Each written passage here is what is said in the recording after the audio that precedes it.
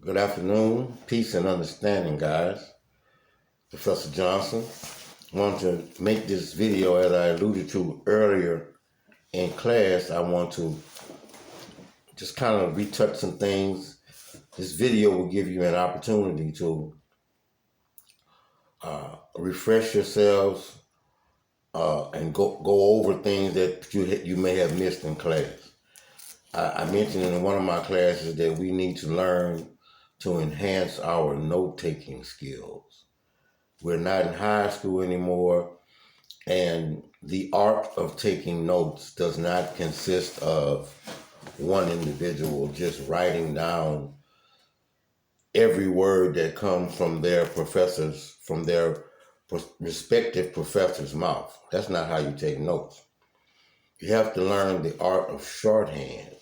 Shorthand would be writing a remark down in a way that you know what it is, you'll remember what it is, and you can comprehend what it means instead of writing down every word that comes from your professor's mouth and saying, can you say that again? Can you say that again?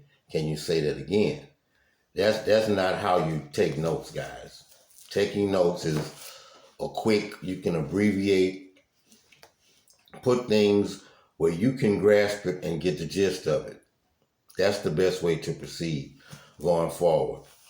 Again, let me reiterate that I do not want you, unless it is specified by me, to take pictures of assignments and submit them to Moodle.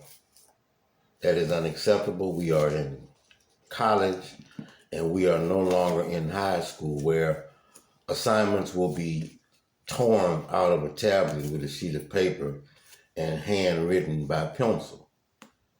If you were at LSU, they would probably say, look, you have to leave this school. That's unacceptable. So we have to strive to do better. And it's my job to help you get better, because you don't know that you don't know. How can someone be expected to do something if they haven't been exposed to it or told? So it's not that we're not equal. It's just that the information perhaps has not been imparted properly, or somewhere along the line you just forgot.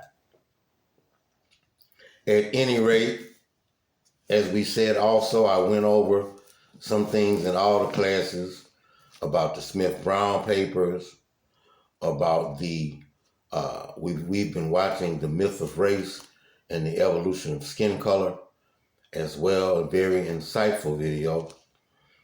The vocabulary terms that I gave you: myth, legend, fable, tale, folklore, etc., etc. Again, I want you to learn this verbiage. Learn it. Don't just submit it to your short-term memory, but allow it to be embedded into your long-term memory. Allow it to soak in and resonate where you can access those terms. And when you master the definition of the term, then when you hear an example of what these things are, you can say, that's a myth. That's a legend. That's a fable. When you hear it disseminated in the English language, you'll be able to recognize what form it's taking. Okay? So that's what we want to look at with that. Again, I have gone over your Smith-Brown papers, and every assignment that is an essay or a synopsis must be accompanied by a title page. Again, you're in college. I have given you the title page format. I expect you to follow that.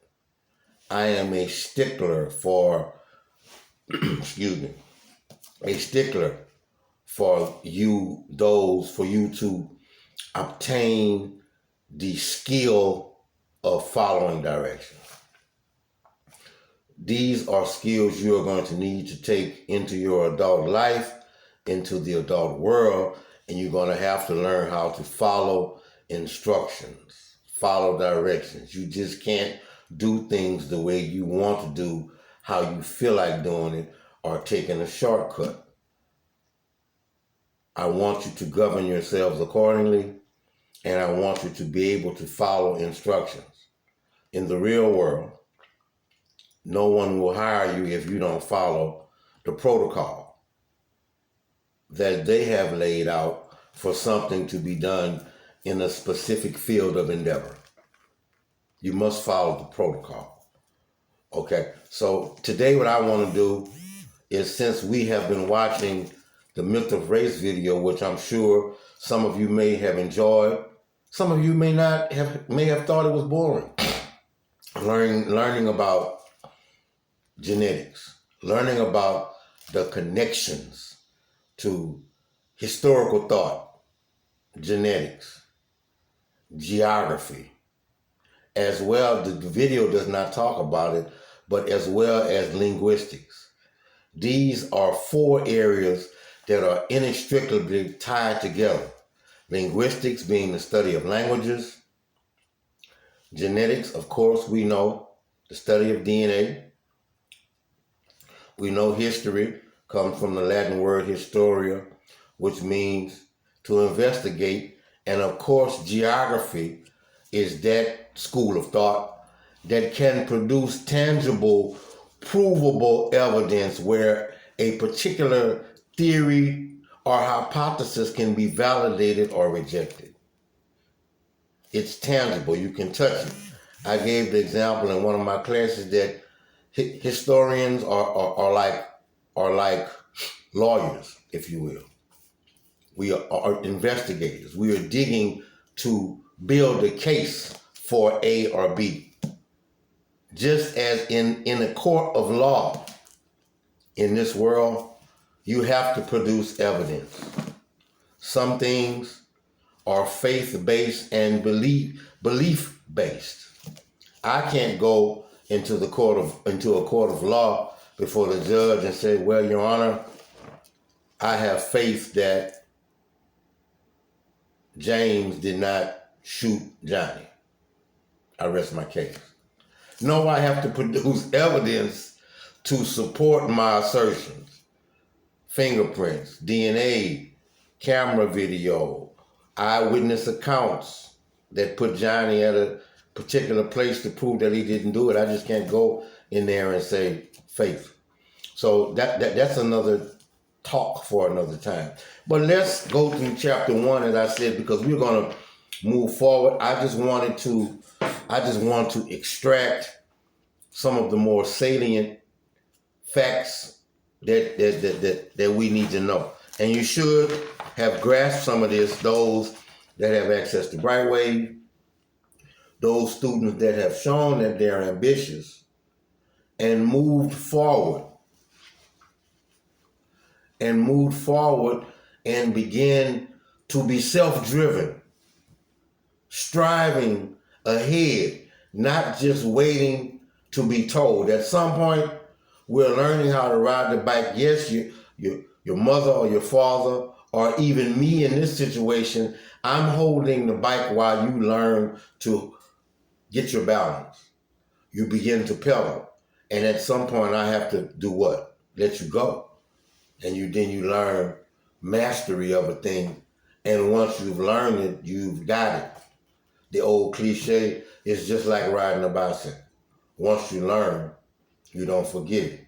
Just like you don't forget your name.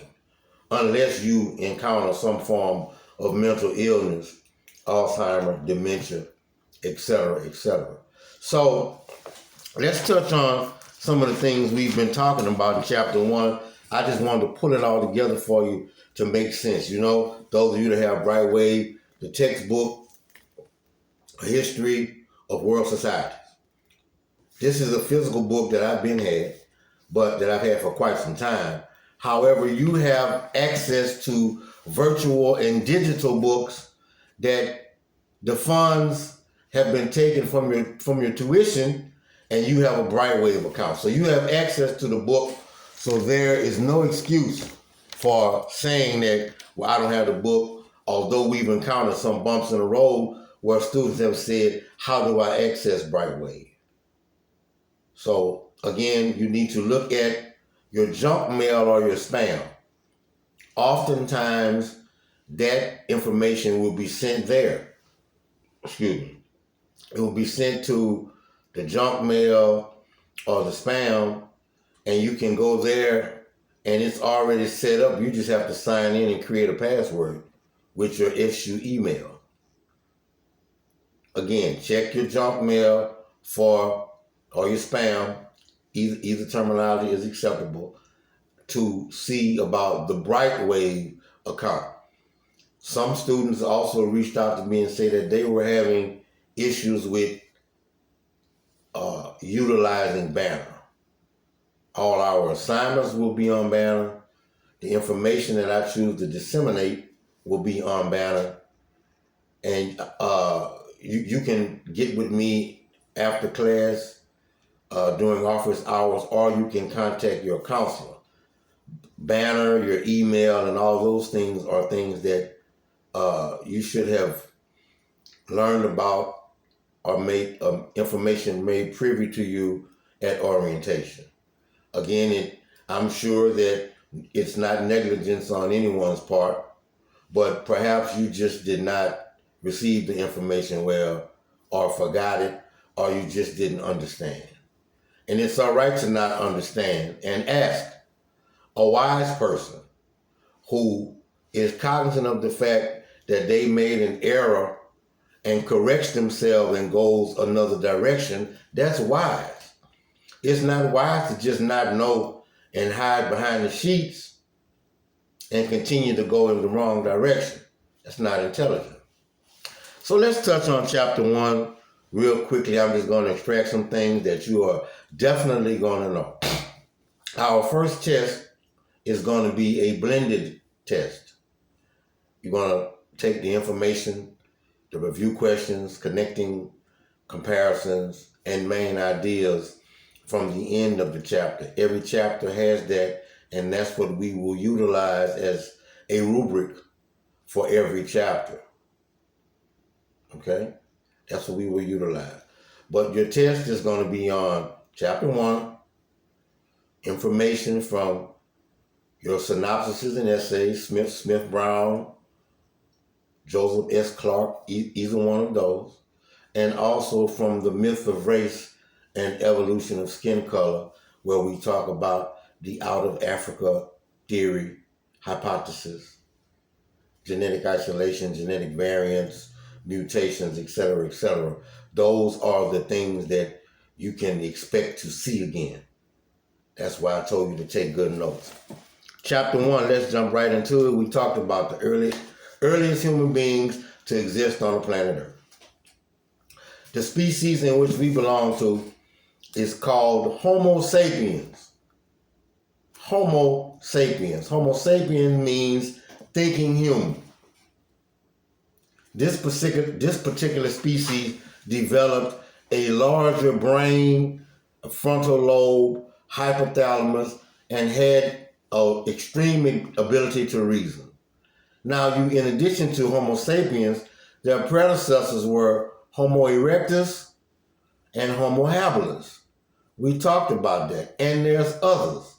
But what ties these things together is that all of them have their genesis or origin in Africa. Their genesis or their origin comes from the continent of Africa. How do you say that, Professor Johnson? Well, again, I alluded to geography. There is fossil evidence with extreme scientific dating methods that prove that these fossils lived on the continent of Africa and nowhere else. First, okay? In addition to that, we talked about the migratory processes of these particular groups going forth from the continent of Africa and moving geographically to other places to populate those areas and remaining there over time due to various reasons. What type of reasons, Professor Johnson? Climate being number one. Moving out of Africa into areas that have severe cold. Traveling. These people didn't have cars, etc., etc. For the most part, they walked. How did they walk to these different places, Professor Johnson? You had a series of ice ages. Okay, it never snowed in Africa due to the location of the equator. However, different land masses that are adjacent to bodies of water, the waters froze, which allowed large groups of people to walk over bodies of water that, were frozen. That's called diaspora. Diaspora means to disperse. I want to mention the term hominid to you. Hominid. A hominid is a classification, a species classification in which they group Homo sapiens and other mammals have different classifications, but they say Homo sapiens, chimpanzees, gorillas, all have a particular genetic match, so much that chimpanzees have a 98% match to a human makeup and a 2% differentiation. I'm not saying that we're monkeys, nor do I subscribe to that theory, but if you look at it from a not phenotypical, but anatomical position, they're bipedal, meaning that they walk on two legs, upright. They have arms and legs. They have kidneys, livers, eyes, 2 eyes, nose, ears, mouth, fingers. They nurse their young from milk, and they don't have abundance of offspring at once, just like humans do. This is where the similarities derive from. I said that Homo sapien was thinking human. In addition to that, we talked about the Paleolithic and the Neolithic era. Please be aware of these eras. And again, I want to point out to you that the verbiage BC and AD is no longer used in academia. What does AD and BC mean, Professor Johnson? After death and before Christ. That terminology may still be spoken in some religious circles, but for academic purposes, the term BC and BCE are used. CE and BCE, Common Era and before the Common Era. When you look at the BC and AD, there is actually no year a zero or no year one when it relates to the birth of Jesus in the first century, and then the count goes on, and then the count goes back from that event. So that particular event was utilized to almost, in essence, keep calculations of the beginning of time, but there's errors in that, because if you just count from that time period, if you will, from the alleged birth of Jesus at that time frame when they said some 5,000 years ago till now, then we're saying that the earth as a whole is only 5 to almost 6,000 years old. When we know, I just alluded to earlier, that there is fossil evidence which states that Homo sapiens lived in Africa 250 to 300,000 years ago.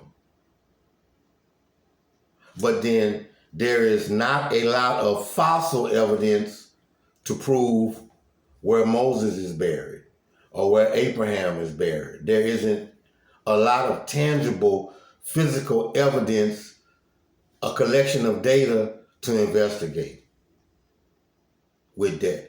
So that theory can be placed in another category. Not saying that it's viably accurate, but it's just in the realm of faith, if you will. Those things that can be proven, we will move forward with those. So BC, Common Era, BCE, before the Common Era. We also talk about hunter-gatherers and the early man hunter-gatherers, where they were nomadic, living in small family groups, and ultimately development of these societies from man being in a state of nature.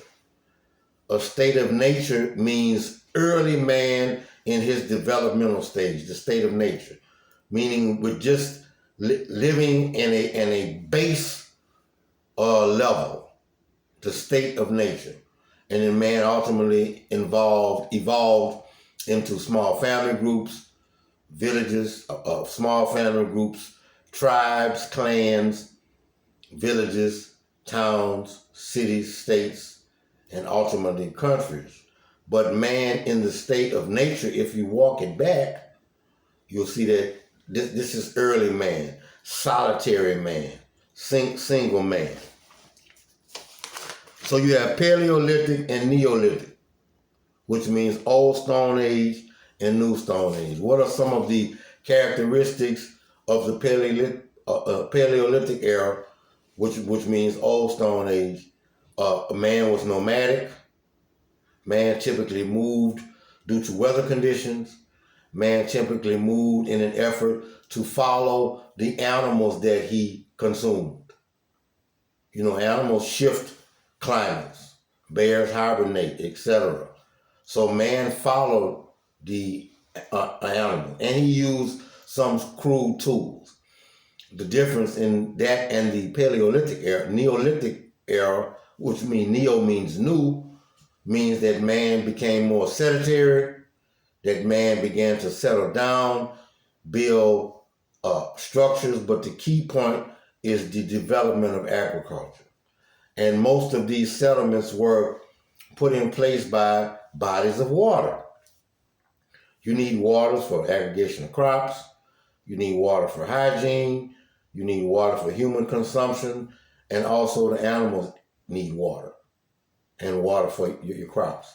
So early man said, well, we can stop all this moving if we can just set up shop here, near this body of water, wherever it may have been.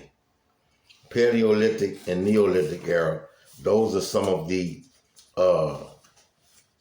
that's the gist of what I want you to grasp from that. It's more, as you read in your chapter, you will see more about that. And also I want to mention to you another set of people who began to live throughout Europe called Neanderthals. The Neanderthals. The Neanderthals had the large brain of a human and used tools and spears to use animal skins, but they lived in Europe. So don't get them confused with the Homo sapiens that migrated from Africa. Some of the typical images you will see of the Neanderthal is the caveman, because they lived in Europe. It was extremely cold. There were 4 major ice age periods. One called the Würm glaciation period. Can you imagine? 15,000 years of frozen ice and you being encapsulated in an area of extreme cold. So when you see the images of the people dwelling in the caves, body being hairy, being dressed with skins. Yes, they learned or discovered the use of fire, which was an important component as a natural element for man. But the Neanderthal lived in Europe. So that's, as I said, there is more than the Homo habilis, which means handy human, Homo erectus, which means upright human, Homo sapien, which means thinking human, but you also had the Neanderthal that lived in the caves and hills of Europe. Is that right? The Neanderthal. So the Neanderthals, as the book states, lived through several major ice age periods. I want to introduce another term to you, metafungal extinction. Metafungal extinction is, in layman's terms, a dying off of particular animals or a particular classification of human beings. You see images of woolly mammoths, typically saber-toothed tigers, animals that became extinct due to various reasons. And it's a whole nother talk show to talk about the dinosaurs. We know that exists because there's what? Fossil evidence that it exists. And accurate information used to date the aforementioned fossil evidence. So that's not something that's made up. Now, we can be totally pessimistic and say, well, unless I go and touch the dinosaur bones, they could have made that up. I don't believe it. And that's fine. That's an excellent mindset to have, but that's for another talk show. So metafungal extinction is the dying off of a particular set of animals and or class of people. In early societies, there was also called a division of labor. And mankind created divisions of labor which were based on gender early on. The man did certain things, the women did certain things, and the children did certain things. Establishing early roles, early duties or responsibilities or expectations of what a particular a particular member of a gender would do, how you would contribute to the whole, coming out of the state of nature. As I said, you created these small family groups and then ultimately a clan or a family, a clan, a tribe, a village, going progressively to the different states. One of the major preoccupations with early man during any of this era is what? Somebody say it.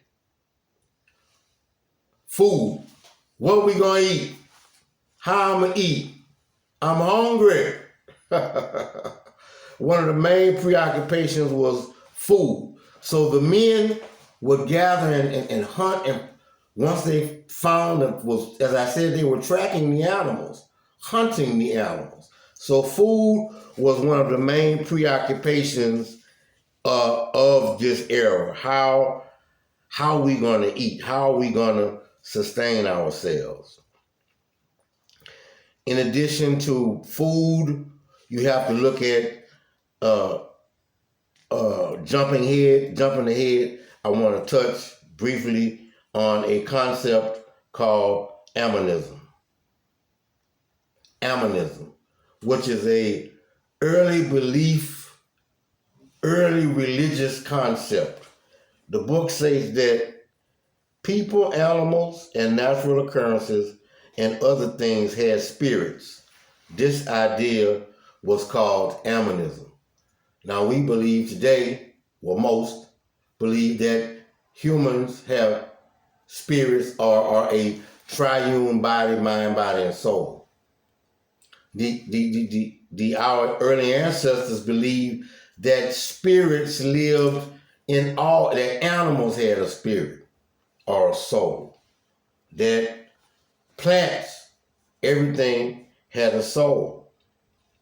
This is a very unique concept when looking at explaining how nature operates. I've reverberated this comment early on. When you look at the etymology of the word religion, or how religion came into fruition and became such a big thing, religion was man's attempt to explain what was going on in his environment or his attempt to explain natural phenomenon because he didn't have the verbiage to say what it was. A hurricane, a whirlwind, a solar eclipse, night and day, thunder, lightning, all became attributed to spiritual powers, the gods, etc., etc.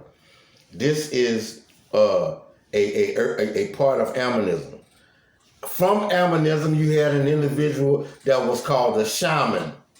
This was like the early pastor, the early head of the Pope. And the textbook says that the shaman would have dreams to tell early man about the unseen world. So he was a religious leader in the Paleolithic and Neolithic eras. You need to know that. I am definitely going to ask you what a shaman is. What is Amanism? What is Amanism? What is metafungal extinction? Now, I mentioned that once man became sedentary and established a locale and began to build structures, effidices to dwell in, then you had an explosion, which is called the agricultural revolution. The agricultural revolution is that time frame when man began to learn what foods were edible. He was already a hunter-gatherer. So he began to plant these foods, learning what environments these plants were growing in, learning how to nurture them and develop crops. But the key component to that was water. He needed water. In addition to the agricultural revolution, you have the domestication of animals. What is that, Professor Johnson? One of you tell me. What is the domestication of animals? Domestication of animals is the use of animals by humans for their purposes. What animals were domesticated? Dogs. A dog is a direct relative to a wolf. Canines.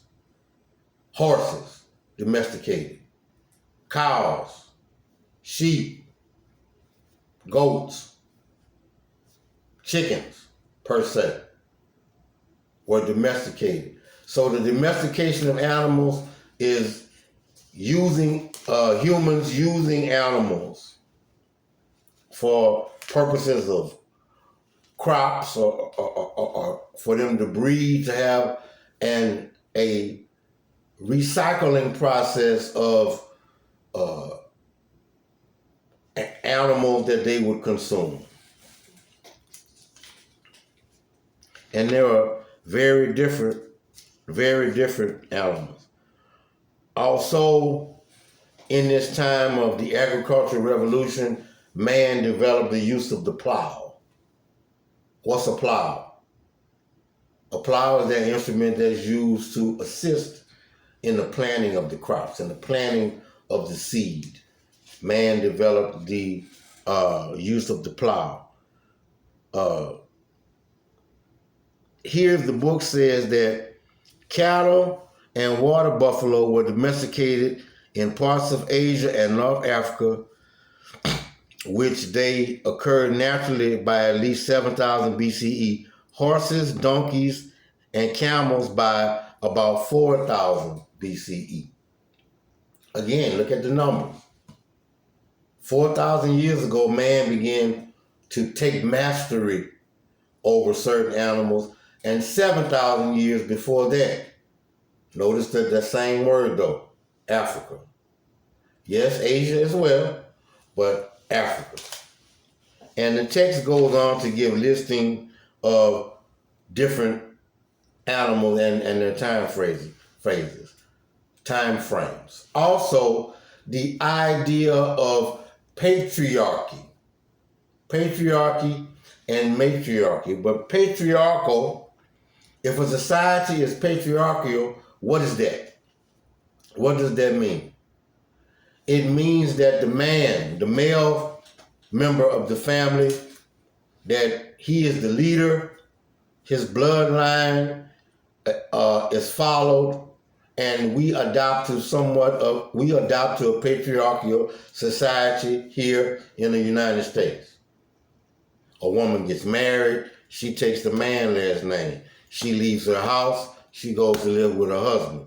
The children take the man's last name, thereby being an heir to his progenitor, his predecessor. And that's how that went on. Matriarchal is the following of the woman's bloodline. Patriarchal ran rampant all through Europe and pretty much is the dominant paradigm of the day. Matriarchal and patriarchal. Okay, that's important. You're gonna need to know that as well. Now, I kind of want to mention to you how these certain structures, what were these early homes built from? It was crude materials.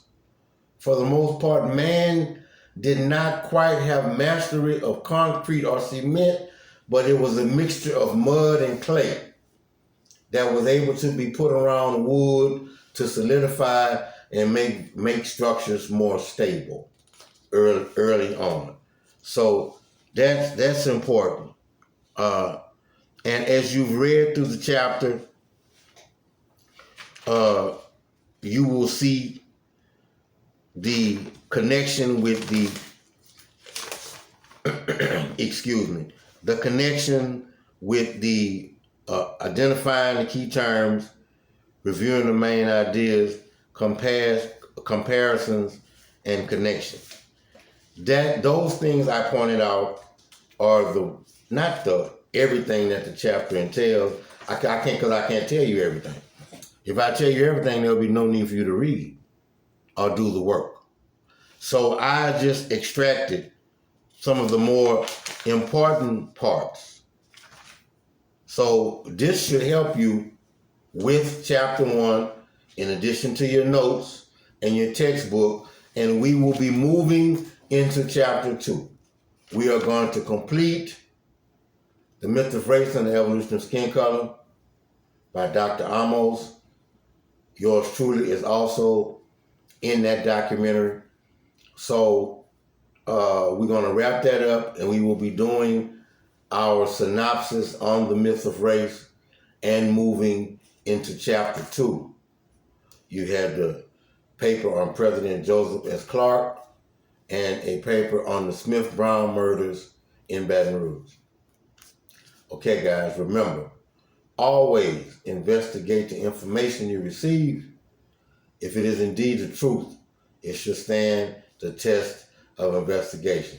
And lastly, I want you to be men and women of standards and integrity and in control of your own destiny.